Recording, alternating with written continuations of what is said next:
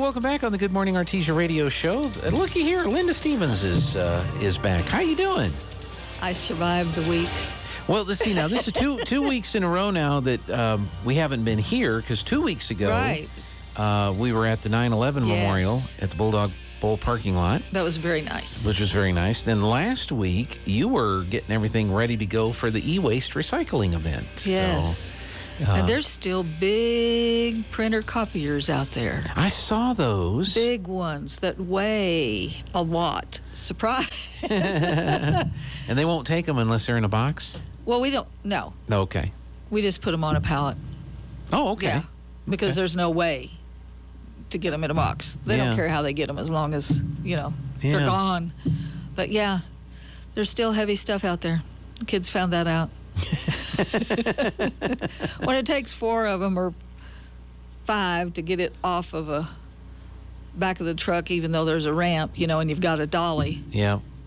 It's a learning experience, shall we say. Learning experience. Well, yes. Alyssa, who is helping me this summer, has past experience. Yes, at the e-waste. So that's pretty cool. Well, how have you gathered up your numbers yet? Did you get a good amount of stuff? It's gone, but I don't know. Monday we had that weird, horrible dirt wind. Yep. And we were supposed to get a truck, and I called him and I said, do not send anybody today, because, they could be risking life and limb to get here, and you can't see beyond 2 blocks. And, right. And then at 1 o'clock, the sun was shining and it was clear and there was no more dirt, and who cares? Yep. So then Tuesday, the driver couldn't get here, and he was supposed to, and we were waiting all day long. And finally, about 2:30, I called and I said, can you give me an ETA? I'm fixing to lose my hired help here in about 30 minutes.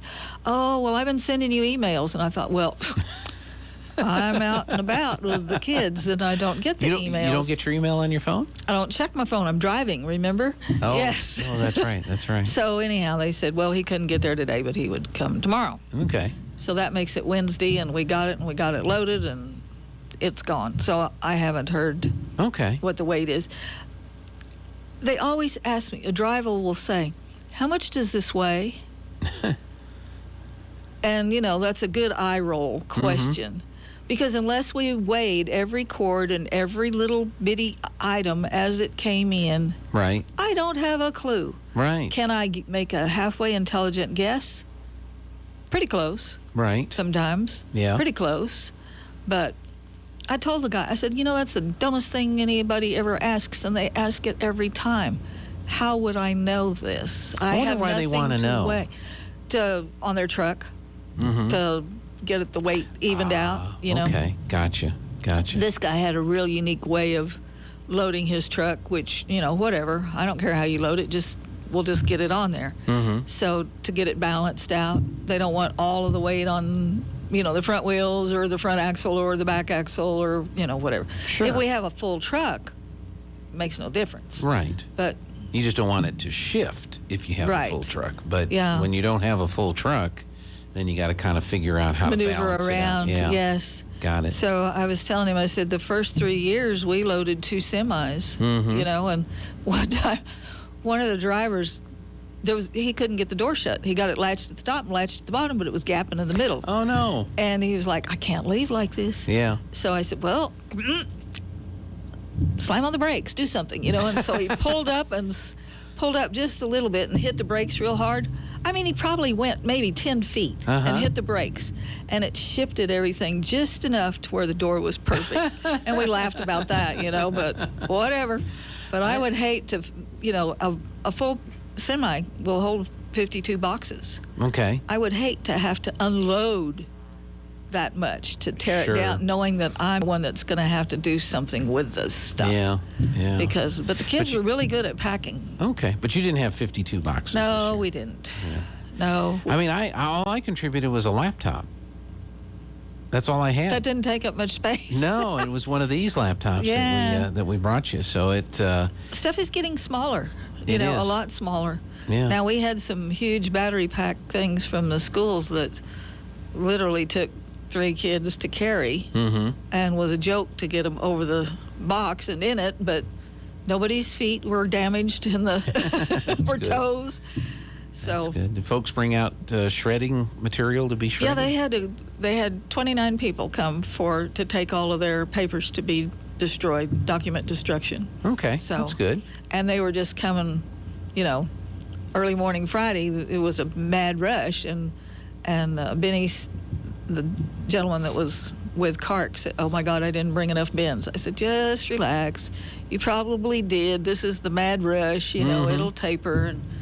And he didn't have enough room, but we had 450 pounds of cardboard that we generated just from boxes that people had stuff in. Sure. That's a lot of cardboard if you stop and think about it. Once you put the stuff into your big boxes, then that cardboard could then be recycled. Because the school had stuff in boxes. You get a box full of mice and cords and keyboards, and I don't know. It's amazing how much trash we generate as well as cardboard that can be recycled. So. Yeah. Well, that's pretty amazing. So now it's it's in Oklahoma now. Yes, Tulsa, Oklahoma. Tulsa, Oklahoma, and that's where it's being preparing to be recycled and all that other fun stuff. Torn down in little bitty pieces. Yeah. Thank you, God, I don't have to do that. Right. Yes. And it's going to wind up in your next iPhone.